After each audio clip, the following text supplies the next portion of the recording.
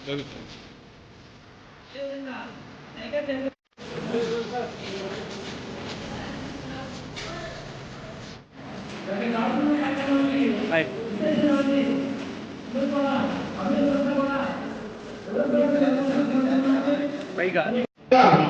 Tiger chairman Shri వరగల్ Srinivasulu గారిని వేదిక అలంకరించవలసిందిగా కోరుతున్నాం.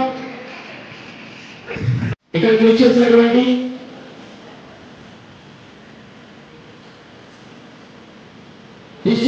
మండల మెజిస్ట్రేట్ ఎంఆర్ఓ గారిని వేదిక అలంకరించవలసిందిగా కోరుతా ఉన్నాం. అదేవిధంగా ఎంపీడీఓ గారిని వేదిక అలంకరించవలసిందిగా కోరుతా ఉన్నాం.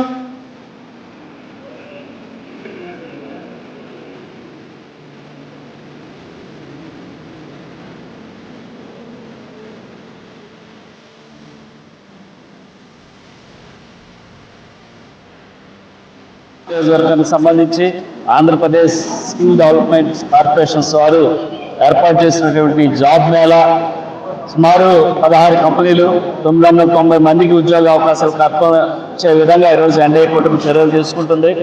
ఖచ్చితంగా ఇది కాన్స్టిట్యున్సీలో 2వ జాబ్ మేళా. నియోజకవర్గంలో ఉన్నటువంటి 7 మండలాల్లో నిరుద్యోగ యువత యువకులందరూ కూడా ఈ అవకాశాన్ని సద్వినియోగం చేసుకోండి.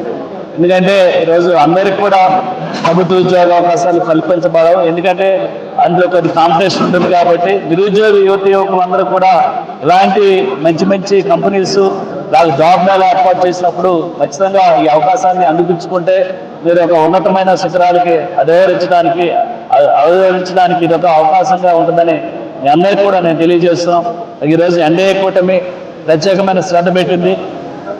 రాష్ట్రంలో ఏదైతే గత ప్రభుత్వ రాక్షస పాలన వల్ల ఏదైతే వీరు చదువుకున్నటువంటి నిరుద్యోగ యువతలకు కానీ లేకపోతే చదువుకున్నటువంటి విద్యార్థులకు కానీ ఎలాంటి అవకాశాలు కల్పించలేకుండా గత ప్రభుత్వాలు వైఫల్యాలు చెందినాయి. కానీ ఈరోజు మన ప్రభుత్వం ఏదైతే మినిస్టర్ గారు నారా లోకేష్ గారి సారథ్యంలో ఇలాంటి మంచి మంచి కార్యక్రమాలు చేయడానికి నియోజకవర్గాల్లో ఇలాంటి కార్యక్రమాలు పెట్టమని ఆదేశించడం జరిగింది. తప్పకుండా ఈరోజు నిరుద్యోగ యువకుల్ని వాళ్ళని అత్యుత్తమైన స్థానంలో నిలబెట్టడానికి ఎన్డీఏ కూటమి చర్యలు తీసుకుంటుంది. ఖచ్చితంగా ఇలాంటి అవకాశాలను ఎవరు కూడా మిస్ చేసుకోవద్దు. 7 మండలాల్లో ఉన్నటువంటి నిరుద్యోగ యువత యువకులందరూ కూడా దీన్ని సద్వినియోగం చేసుకోవాలని మరొకసారి తెలియజేస్తూ, అలాగే ఇలాంటివి మరెన్నో ప్రోగ్రామ్స్ నేను బొరగం శ్రీని గారి సారథ్యంలో ఇలాంటి 7 మండలాల్లో కూడా ఈ ప్రోగ్రాం పెట్టాలని మేము మాట్లాడుకోవడం జరిగింది. ఖచ్చితంగా అందరూ కూడా ఇలాంటి అవకాశాలు కల్పించే విధంగా మేము ఈరోజు ఈ కార్యక్రమం చేపట్టడం జరిగింది. ఈరోజు ఈ కార్యక్రమానికి 3 పార్టీల్లో ఉన్నటువంటి ముఖ్య నాయకులతో ఈరోజు ఇక్కడ ఈ కార్యక్రమం ఏర్పాటు చేసాం.